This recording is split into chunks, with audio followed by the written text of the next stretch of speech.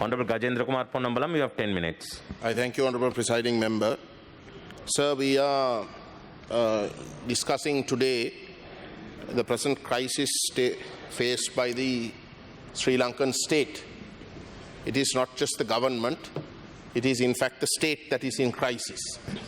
Because even if this government at some future date is forced to accept that it has to leave office and a new government is formed, that new government, whichever may be, will be forced to pick up the pieces.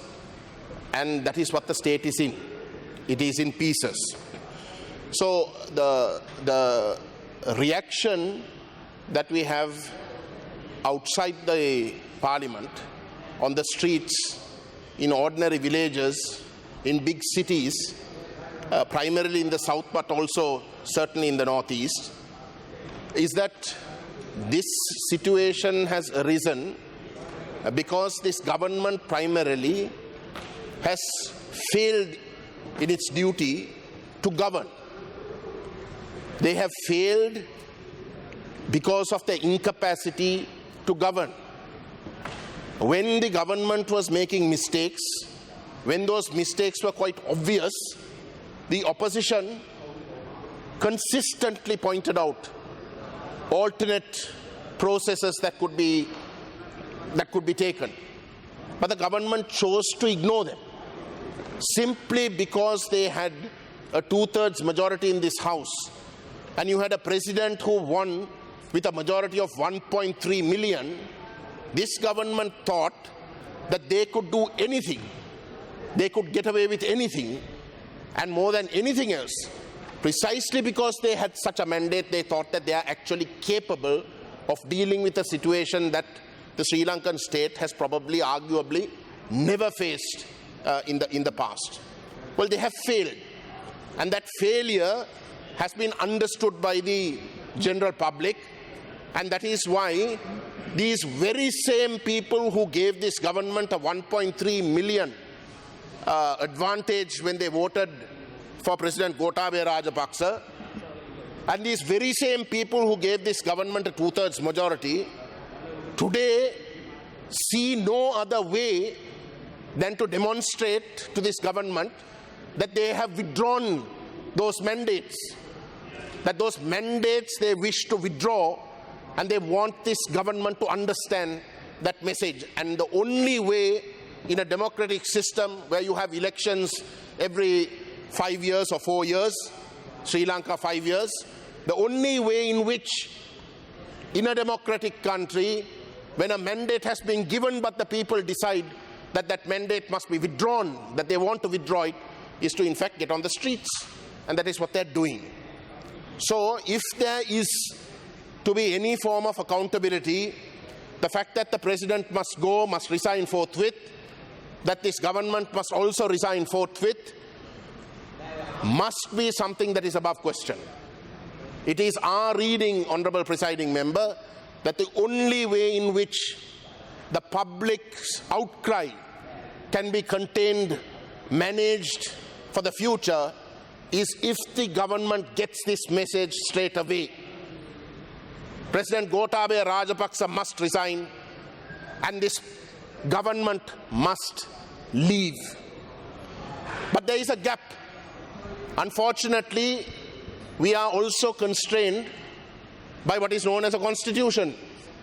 And this constitution does not provide for the crisis that is at hand. What we have within this house is not reflected outside this house. Or rather, what is reflected outside this house is not reflected in this house, because this house is 2 years old. This house is outdated, and the people outside that actually voted members into this house feel disenfranchised.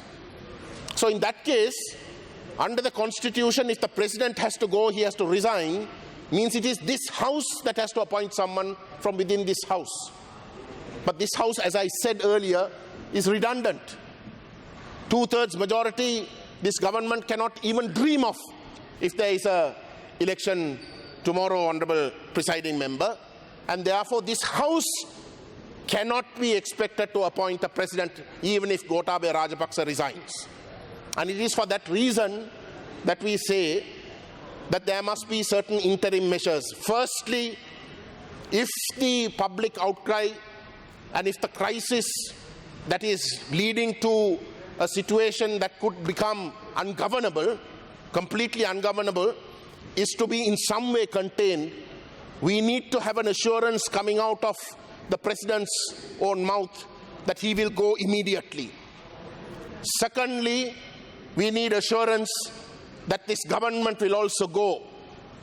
Thirdly, we need a date fixed, a date within the next 3 months to face a parliamentary election. Once these three assurances are given, then we can sit and see how we can go about this interim 3 months until which that election is to take place and until which a parliament and an executive that is representative of today's people's opinion can in fact govern. The fact, Honourable Presiding Member, is that the opposition also does not want to govern right now because they feel that they don't have the required numbers in Parliament. Just because you have some 40-odd members standing up yesterday and announcing that they are independent, I mean, they did support the President and this government on every issue, blindly. It is only today when the people are on the streets and are up in arms that they are trying to demonstrate their independence. So that independence can't be taken into account.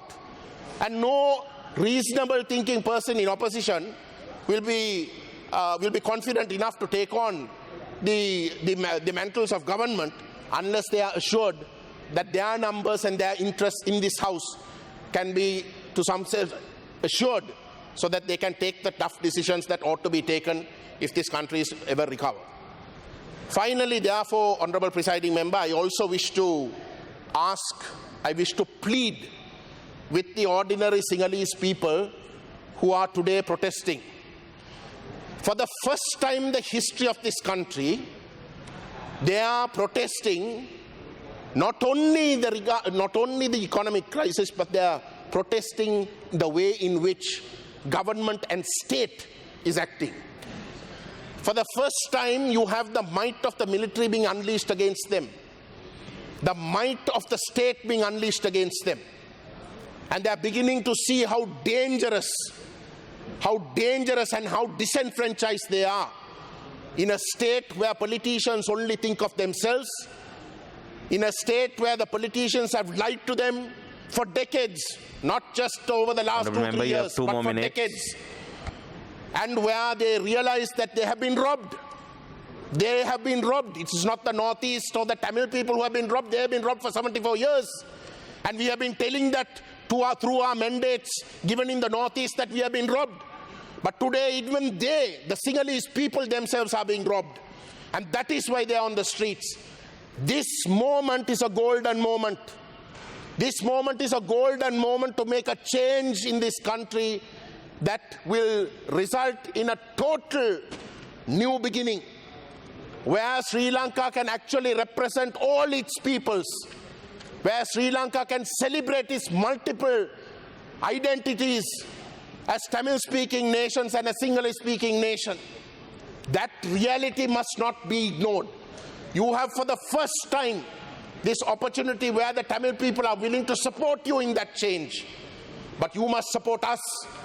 Not only will we agree to the abolition of the executive presidency, Honourable Member, please but wind up. you must agree to restructure Sri Lanka, recognizing the Tamil and Sinhala-speaking nations and on federal lines.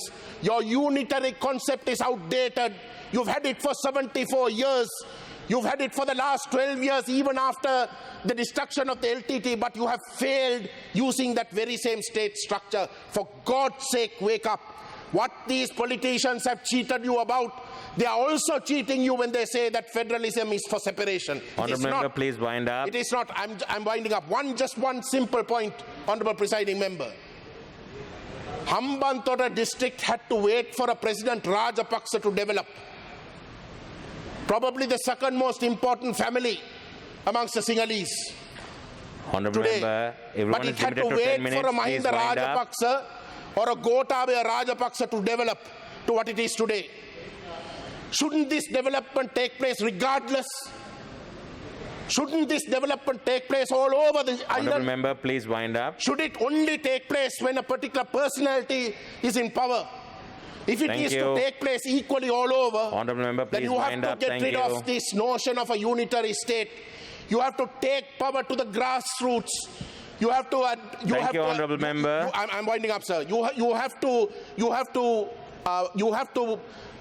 gather the principle of subsidiarity, and the only concept, even for the question of development, the only concept that can make sense Honorable member, is thank you one very of much. federalism, and you must Honorable Gamini live Lokage, up you to have that 10 reality. minutes. Thank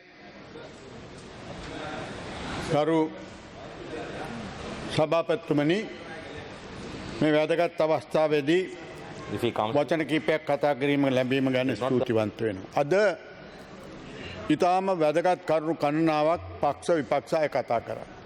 නමුත් අද මේ රටේ ඇති වෙලා තියෙන තත්ත්වය ගැන කල්පනා කරනකොට මට අද වගේ මතක් වෙනවා ඉන්දියානු පීස් ඇකෝඩ් එක අත්සන් කරපු දවස.